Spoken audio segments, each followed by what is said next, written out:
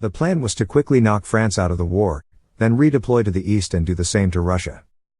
The German offensive in the west was officially titled Aufmarsch II West, but is better known as the Schlieffen Plan, after its original creator.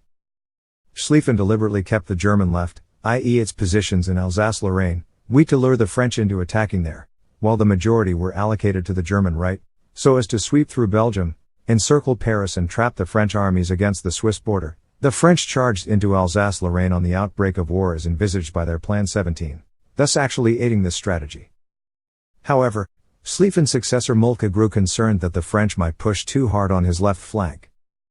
As such, as the German army increased in size in the years leading up to the war, he changed the allocation of forces between the German right and left wings from 85-15 to 70-30. Ultimately, Moltke's changes meant insufficient forces to achieve decisive success and thus unrealistic goals and timings. The initial German advance in the west was very successful. By the end of August the Allied left, which included the British Expeditionary Force, BEF, was in full retreat. French casualties in the first month exceeded 260,000, including 27,000 killed on 22nd of August during the Battle of the Frontiers. German planning provided broad strategic instructions, while allowing army commanders considerable freedom in carrying them out at the front. This worked well in 1866 and 1870, but in 1914, von Kluck used this freedom to disobey orders, opening a gap between the German armies as they closed on Paris. The French and British exploited this gap to halt the German advance east of Paris at the First Battle of the Marne from 5 to 12 September and push the German forces back some 50 kilometers, 31 miles. In 1911, the Russian Stavka had agreed with the French to attack Germany within 15 days of mobilization. This was unrealistic, and the two Russian armies that entered East Prussia on 17th of August did so without many of their support elements. The Russian Second Army was effectively destroyed at the Battle of Tannenberg on 26 to 30 August, but the Russian advance caused the Germans to reroute their 8th Field Army from France to East Prussia, a factor in Allied victory on the Marne. By the end of 1914, German troops held strong defensive positions inside France, controlled the bulk of France's domestic coalfields, and had inflicted 230,000 more casualties than it lost itself. However, communications problems and questionable command decisions cost Germany the chance of a decisive outcome, while it had failed to achieve the primary objective of avoiding a long, two-front war. This amounted to a strategic defeat. Shortly after the Marne, Crown Prince Wilhelm told an American reporter, "We have lost the war. It will go on for a long time, but lost it is already." Asia and the Pacific. New Zealand occupied German Samoa, later Western Samoa, on August 30, 1914. On 11th of September, the Australian Naval and Military Expeditionary Force landed on the island of Neupamen, later New Britain, which formed part of German New Guinea. On 28th of October, the German cruiser SMS Emden sank the Russian cruiser Zemchug in the Battle of Penang. Japan seized Germany's Micronesian colonies and, after the siege of Tsingtao, the German coaling port of Qingdao on the Chinese Shandong Peninsula. As Vienna refused to withdraw the Austro-Hungarian cruiser SMS Kaiserin Elizabeth from Tsingtao, Japan declared war not only on Germany, but also on Austria-Hungary. The ship participated in the defense of Tsingtao, where it was sunk in November 1914. Within a few months, the Allied forces had seized all the German territories in the Pacific. Only isolated commerce raiders and a few holdouts in New Guinea remained. African campaigns. Some of the first clashes of the war involved British, French, and German colonial forces in Africa. On 6 to 7 August, French and British troops invaded the German protectorate of Togoland and Cameroon. On 10th of August, German forces in southwest Africa attacked South Africa. Sporadic and fierce fighting continued for the rest of the war. The German colonial forces in German East Africa, led by Colonel Paul von Lettow-Vorbeck, fought a guerrilla warfare campaign during World War I and only surrendered 2 weeks after the armistice took effect in Europe. Indian support for the Allies. Germany attempted to use Indian nationalism and pan-Islamism to its advantage, instigating uprisings in India, and sending a mission that urged Afghanistan to join the war on the side of Central Powers. However, contrary to British fears of a revolt in India, the outbreak of the war saw an unprecedented outpouring of loyalty and goodwill towards Britain. Indian political leaders from the Indian National Congress and other groups were eager to support the British war effort, since they believed that strong support for the war effort would further the cause of Indian Home Rule. The Indian Army in fact outnumbered the British Army at the beginning of the war, About 1.3 million Indian soldiers and laborers served in Europe, Africa, and the Middle East, while the central government and the princely states sent large supplies of food, money, and ammunition. In all, 140,000 men served on the Western Front and nearly 700,000 in the Middle East. Casualties of Indian soldiers totaled 47,746 killed and 65,126 wounded during World War I.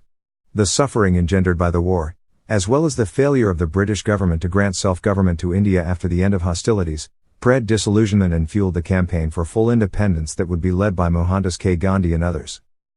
Western Front. Trench warfare begins. Military tactics developed before World War I failed to keep pace with advances in technology and had become obsolete. These advances had allowed the creation of strong defensive systems, which out-of-date military tactics could not break through for most of the war. Barbed wire was a significant hindrance to massed infantry advances, while artillery, vastly more lethal than in the 1870s, coupled with machine guns, made crossing open ground extremely difficult. Commanders on both sides failed to develop tactics for breaching entrenched positions without heavy casualties. In time, however, technology began to produce new offensive weapons, such as gas warfare and the tank. After the First Battle of the Marne, 5 September 12, 1914, Allied and German forces unsuccessfully tried to outflank each other, a series of maneuvers later known as the Race to the Sea.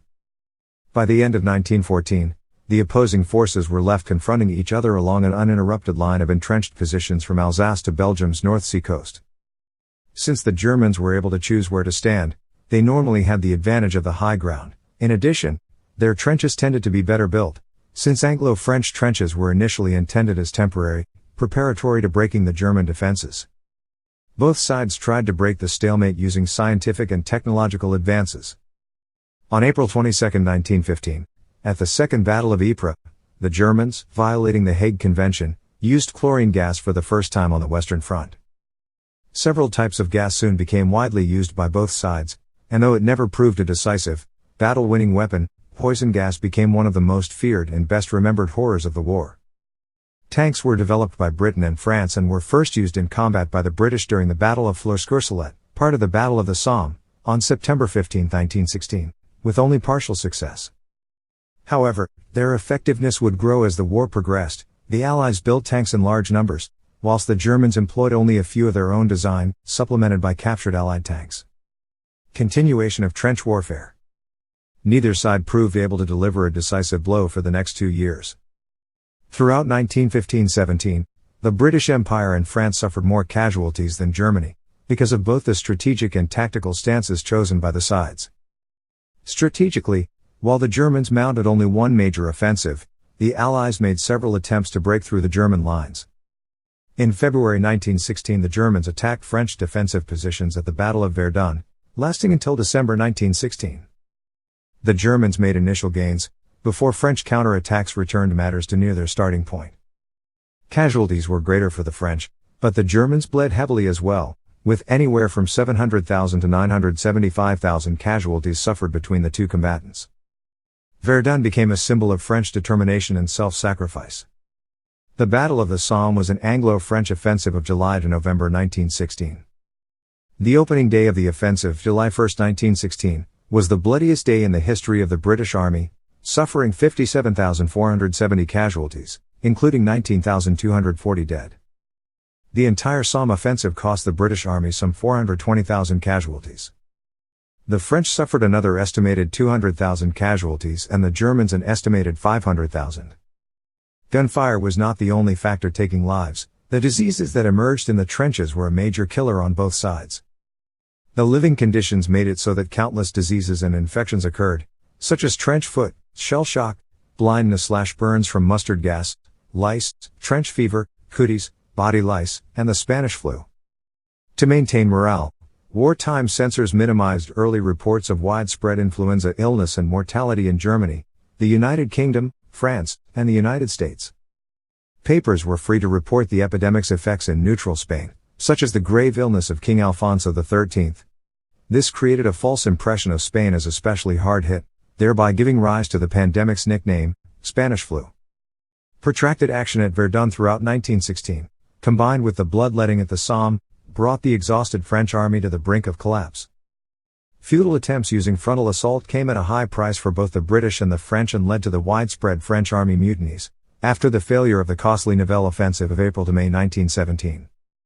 The concurrent British Battle of Arras was more limited in scope, and more successful, although ultimately of little strategic value. A smaller part of the Arras offensive, the capture of Vimy Ridge by the Canadian Corps, became highly significant to that country. The idea that Canada's national identity was born out of the battle is an opinion widely held in military and general histories of Canada. The last large-scale offensive of this period was a British attack, with French support, at Passchendaele, July to November 1917. This offensive opened with great promise for the Allies, before bogging down in the October mud. Casualties, though disputed, were roughly equal, at some 200,000 to 400,000 per side. The years of trench warfare on the Western Front achieved no major exchanges of territory and, as a result, are often thought of as static and unchanging. However, throughout this period, British, French, and German tactics constantly evolved to meet new battlefield challenges. Naval war. At the start of the war, the German Empire had cruisers scattered across the globe, some of which were subsequently used to attack Allied merchant shipping.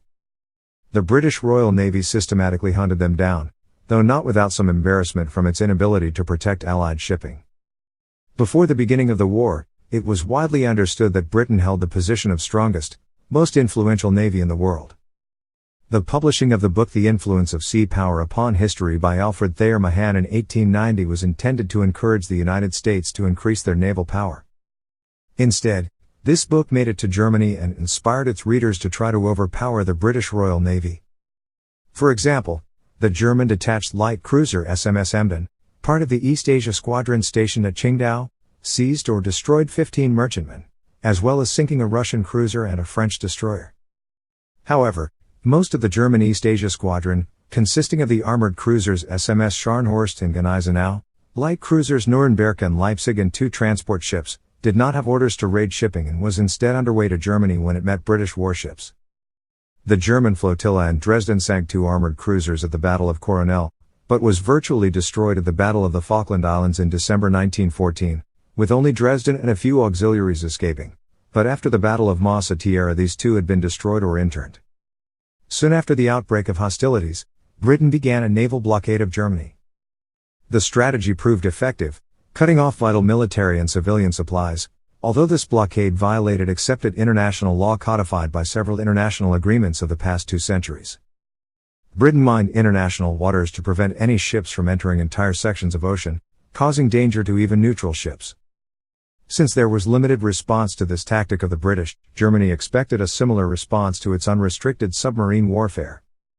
The Battle of Jutland, German, Skagerrakschlacht, or Battle of the Skagerrak, in May-June 1916 developed into the largest naval battle of the war. It was the only full-scale clash of battleships during the war, and one of the largest in history.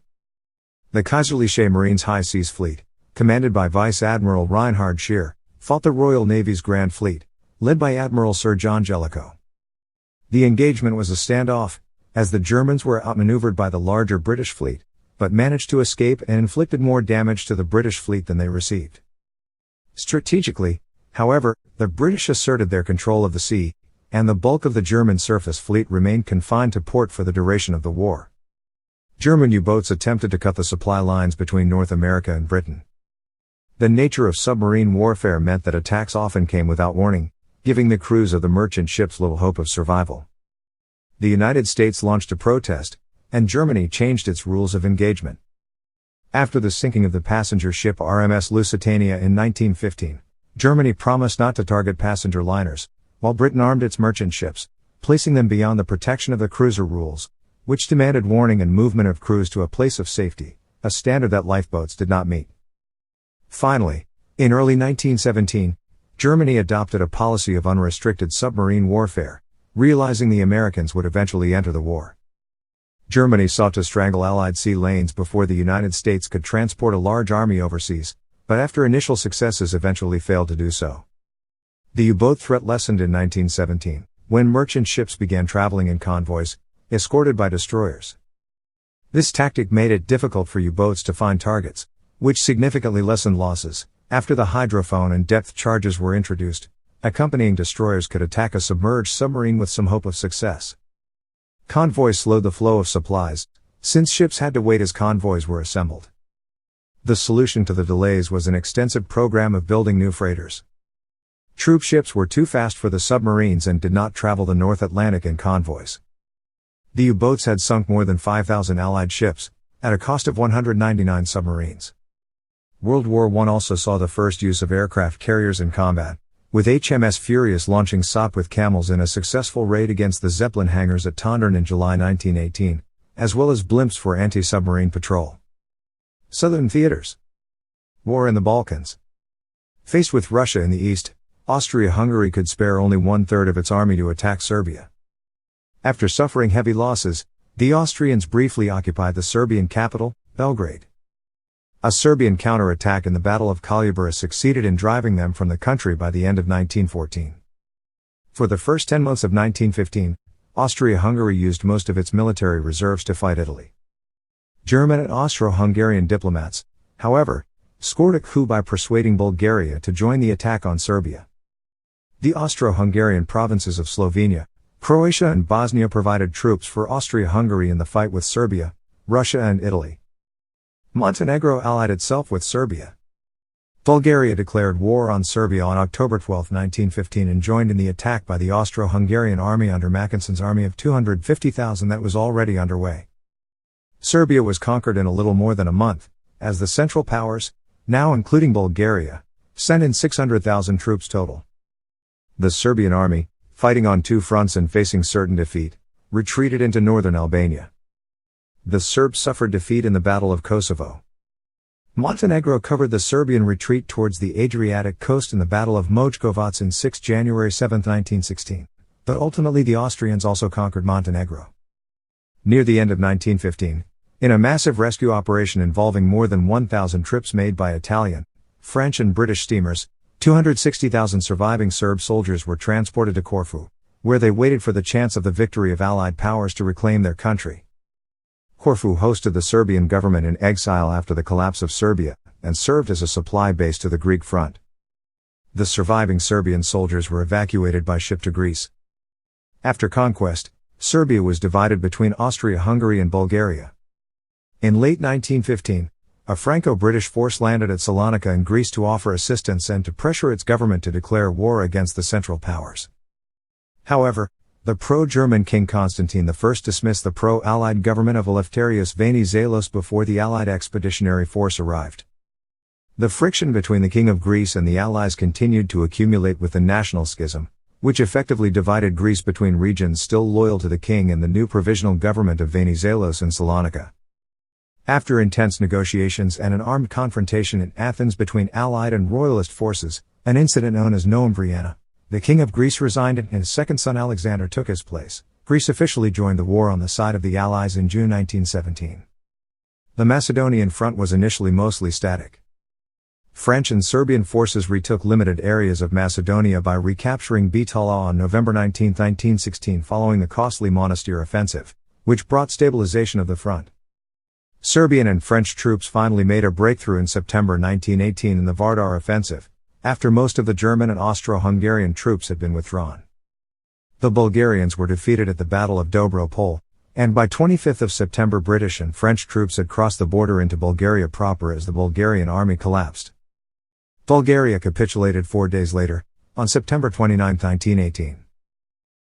The German High Command responded by dispatching troops to hold the line, but these forces were far too weak to re-establish a front. The disappearance of the Macedonian front meant that the road to Budapest and Vienna was now open to Allied forces. Hindenburg and Ludendorff concluded that the strategic and operational balance had now shifted decidedly against the Central Powers and, a day after the Bulgarian collapse, insisted on an immediate peace settlement. Ottoman Empire. The Ottomans threatened Russia's Caucasian territories and Britain's communications with India via the Suez Canal. As the conflict progressed, the Ottoman Empire took advantage of the European powers' preoccupation with the war and conducted large-scale ethnic cleansing of the indigenous Armenian, Greek, and Assyrian Christian populations, known as the Armenian Genocide, Greek Genocide, and Assyrian Genocide. The British and French opened overseas fronts with the Gallipoli 1915 and Mesopotamian campaigns 1914. In Gallipoli, the Ottoman Empire successfully repelled the British, French, and Australian and New Zealand Army Corps, ANZACs. In Mesopotamia, by contrast, after the defeat of the British defenders in the Siege of Kut by the Ottomans, 1915-16, British imperial forces reorganized and captured Baghdad in March 1917. The British were aided in Mesopotamia by local Arab and Assyrian tribesmen, while the Ottomans employed local Kurdish and Turkoman tribes. Further to the west, the Suez Canal was defended from Ottoman attacks in 1915 and 1916. In August, a German and Ottoman force was defeated at the Battle of Romani by the Anzac Mounted Division in the 52nd, Lowland, Infantry Division.